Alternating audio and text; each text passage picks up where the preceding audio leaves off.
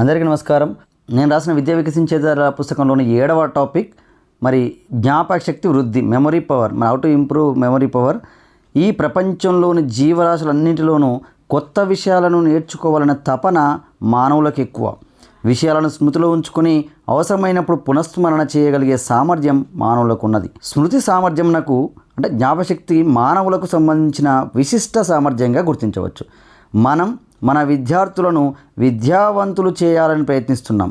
ఈ ప్రయత్నంలో స్మృతి పాత్ర ఎంతో ముఖ్యమైనది. ప్రధానంగా చెప్పాలంటే స్మృతియే చదువు, చదివే స్మృతిగా నేడు పరిగణించబడుతున్నాయి. స్మృతి ఒక సహజ ప్రక్రియ. చాలామంది పిల్లలు పాఠశాలకు వస్తున్నారు, ఉపాధ్యాయులు చెప్పింది విని ప్రశ్నలు అడిగితే మాత్రం చెప్పలేకపోతున్నారు. ఏమిటంటే మర్చిపోయామంటారు. ఎంత చదివినా నాకు చదివిన విషయం జ్ఞాపకం ఉండడం లేదంటున్నారు.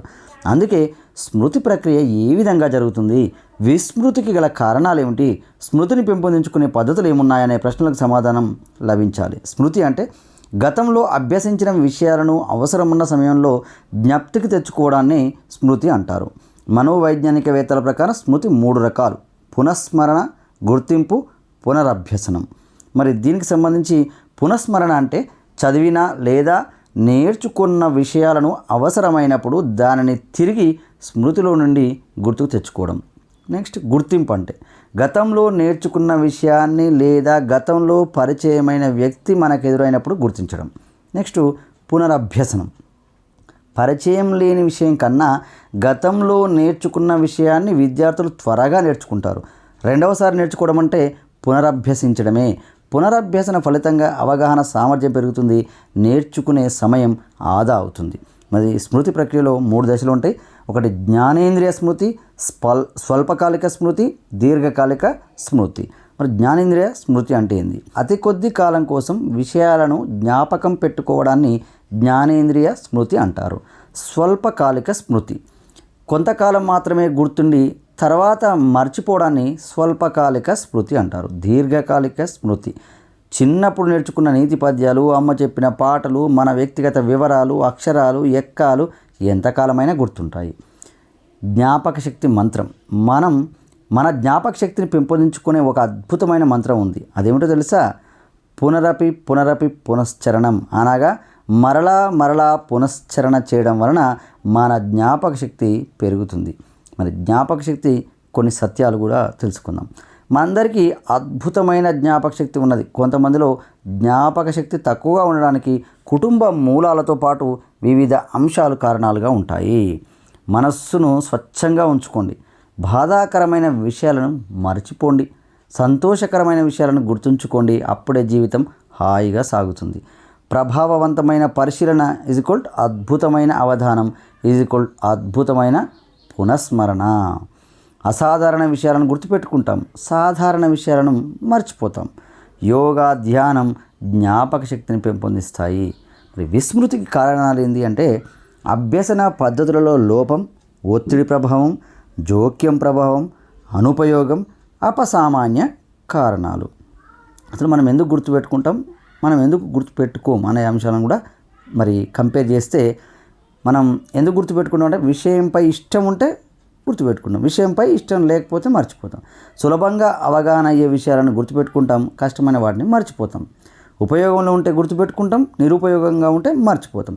విషయాలను చిన్న చిన్న అంశాలుగా చెబితే సామెతల్లో, జాతీయాల్లో, పొడుపు కథల్లో మరియు గేయాల రూపంలో లేదా పాటల రూపంలో చెబితే గుర్తుపెట్టుకుంటాం. మనకు ఇష్టం లేని వ్యక్తులు చెప్పినవి, విషయం పెద్దగా ఉన్న వాటిని విసుగు కలిగించేలా పాఠం చెప్తే కూడా మనం మర్చిపోతాం. కథలుగా, అనుభవాలుగా చెప్తే గుర్తుంచుకుంటాం.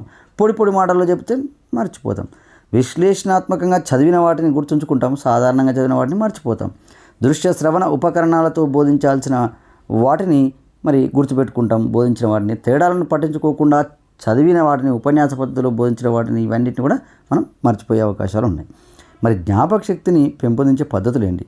కీలక భావనల పద్ధతులు. పుస్తకాన్ని యథాలాపంగా చదవడం వలన విషయం అవగాహన కాదు. చదువుతున్నప్పుడు శ్రద్ధ వహిస్తే విషయం త్వరగా అవగాహన అవుతుంది. బండ గుర్తుల పద్ధతి కూడా ఇంకొకటి ఉంటుంది. జ్ఞాపక శక్తికి ఊరికే చదవడం కన్నా బట్టి పట్టడం శ్రేష్టమేనని పురాతన కాలం నుంచి పెద్దలు అంగీకరిస్తూ ఉన్నారు. బిగ్గరగా చదువుతూ బట్టి పడితే కళ్ళు, నోరు, చెవులు 3 కూడా పనిచేస్తాయి. ఒక్కోసారి కొన్ని విషయాలను గుర్తుపెట్టుకోవడానికి కొండ అంటే బండ గుర్తులు, కొండ గుర్తులు అంటాం, మంచిది. ఉదాహరణకి ఇంగ్లీష్లో అటెండెన్స్ అనే స్పెల్లింగ్ నేర్చుకోవడానికి ఎట్-10 డ్యాన్స్ అని గుర్తుంచుకోవచ్చు. ఇంద్రధనుస్సు రంగులకు విబ్జ్యోర్ అని, కేంద్ర ప్రాంతాలకు చండీ పాదాల అండ అంటే చండీగఢ్ వెళ్ళిపోని అంటే ఇట్లా కొన్ని బండ గుర్తులు. సార్క్ దేశాలు గుర్తుంచుకోవడానికి ఎంబీబీఎస్ పెయిన్. ఇలా మరి ఒక్కొక్క లెటర్ మరి ఒక్కొక్క దేశాన్ని తెలియజేస్తుంది. ఈ విధంగా కొన్ని కొండ గుర్తులు, బండ గుర్తులు కూడా మనకు గుర్తుంచుకోవడానికి తోడ్పడతాయి. నెక్స్ట్ ఇంకోటి భావాల సంసర్గం. ఒక విషయాన్ని వేరొక విషయంతో జోడించి గుర్తుపెట్టుకోవడాన్ని భావాల సంసర్గం అంటారు. సాధారణంగా అర్ధరహిత పదాలు గుర్తుపెట్టుకోవడం కష్టమే, అయినా వీటిని అర్థవంతమైన పదాలతో జోడిస్తే గుర్తుపెట్టుకోవడం సులభం అవుతుంది. గొప్ప వ్యక్తుల పుట్టిన తేదీలు గుర్తుంచుకోవడం కష్టంగా ఉంటే నీ పుట్టిన సంవత్సరం కానీ లేదా నీకు తెలిసిన పుట్టిన సంవత్సరం ఆధారంగా వారి పుట్టిన సంవత్సరం సులభంగా గుర్తుంచుకోవచ్చు. ఉదాహరణకు నీ పుట్టిన సంవత్సరం 1989 అయినచో నాకన్నా నెహ్రూ 100 సంవత్సరాలు, సర్వేపల్లి రాధాకృష్ణన్ 101 సంవత్సరాలు, గాంధీ 120 సంవత్సరాల ముందు పుట్టారని గుర్తుంచుకుంటే సరిపోతుంది.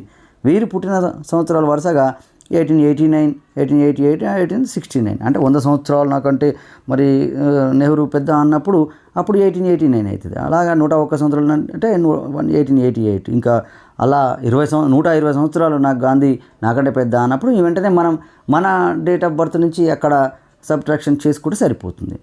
మరి స్వాతంత్రం వచ్చిన సంవత్సరం 1947 అని తెలిసి ఉంటే దీనికి 2 సంవత్సరాల ముందు ఐక్యరాజ్య సమితి ఏర్పడింది అంటే 1945. 1 సంవత్సరం తర్వాత గాంధీ మరణించాడు అంటే 1948. అంటే స్వాతంత్రం వచ్చినాక 1 సంవత్సరం తర్వాత గాంధీ చనిపోయాడు. రాగానే స్వాతంత్రం వచ్చింది మనకి 1947 గుర్తు, కాబట్టి గాంధీ 1948 అని ఈజీగా మనం చెప్పవచ్చు. ఇలా అంటే 3 సంవత్సరాల తర్వాత రాజ్యాంగం అమల్లోకి వచ్చింది అంటే మనకు స్వాతంత్రం వచ్చినాక 3 ఏళ్ళకు రాజ్యాంగం వచ్చింది అనగానే ఈజీగా మరి ఇండిపెండెన్స్ డే గుర్తుంటే మనకు మిగతాది కూడా గుర్తుంటుంది. అలాగే 4 సంవత్సరాల తర్వాత పంచవర్ష ప్రణాళిక ప్రారంభమైన ఇలా ఎన్నో అంశాలను కూడా ఇలా ఒకదానికొకటి జోడిస్తూ మనం నేర్చుకోవచ్చు. నెక్స్ట్ అతి అభ్యసనం వల్లె వేయడం. సాధనమున పనులు సమకూరు ధరలోన అన్న సూక్తి చదువు విషయంలో చక్కగా వర్తిస్తుంది. అందుకని ఎన్ని ఎక్కువసార్లు సంతోషంగా చక్కని సాధనతో చదివితే అంత బాగా చదివిన విషయాలు గుర్తుంటాయి. ఉదాహరణకు చిన్నప్పుడు వల్లె వేసిన పద్యాలు, గేయాలు, ఎక్కాలు, సంఖ్యల క్రమము ఇప్పటికీ గుర్తుండడం. అలాగే ఇంకొకటి చదివిన ప్రతిసారి అవగాహన స్థాయి పెరుగుతుంది. తరగతి గదిలో నేర్చుకున్న విషయాన్ని విద్యార్థులు ఎన్ని ఎక్కువసార్లు అభ్యసిస్తే అంత ఎక్కువగా వృద్ధి చెందుతుంది. మనోవైజ్ఞానికవేత్తల అభిప్రాయం ప్రకారం ఏదైనా విషయాన్ని కనీసం 3 పర్యాయాలు చదివితే చదివిన విషయం కూడా బాగా గుర్తుంటుంది. 1 సారో 2 సార్లు చదివింది మనసు మీద అస్పష్టంగా రిజిస్టర్ అవుతుంది. మనం చిన్నప్పుడు పాఠశాలలో చదువుకున్న పద్యాలు, శతకాలు, రైమ్స్ ఇప్పటికీ గుర్తుంటాయి, కానీ నిన్నటి వారపత్రికలలో చదివిన విషయాలు గుర్తుండకపోవచ్చు. దీనికి గల కారణం దినపత్రికలు ఒకేసారి చదివాం, పద్యాలను, రైమ్స్ను చాలాసార్లు చదివాం కాబట్టి. మరి దీనికి సంబంధించి ఈ జ్ఞాపకశక్తి వృద్ధికి సంబంధించి ఎండింగ్, విన్నదానికంటే చూసింది బాగా గుర్తుంటుంది, చూసిన దానికంటే ప్రయోగాత్మకంగా నేర్చుకుంటే ఇంకా బాగా గుర్తుంటుంది.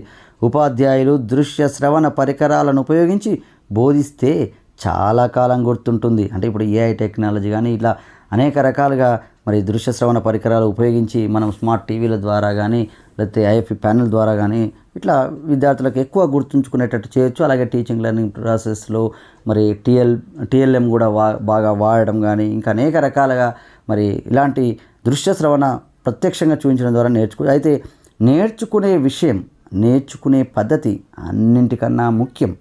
నేర్చుకుని ఎన్నుకున్న రంగంలో ఉన్నత శిఖరాలకు ఎదగాలనే తపన, సానుకూల వైఖరులు, భావోద్వేగం జ్ఞాపకశక్తిని మరింత పటిష్టం చేస్తాయి. ఇది జ్ఞాపకశక్తి వృద్ధికి సంబంధించిన టాపిక్. మరి నెక్స్ట్ టాపిక్ సహజ సామర్థ్యాలు, న్యాచురల్ ఎబిలిటీస్. మరి అవి నెక్స్ట్ వీడియోలో మరి చూద్దాం. Next topic.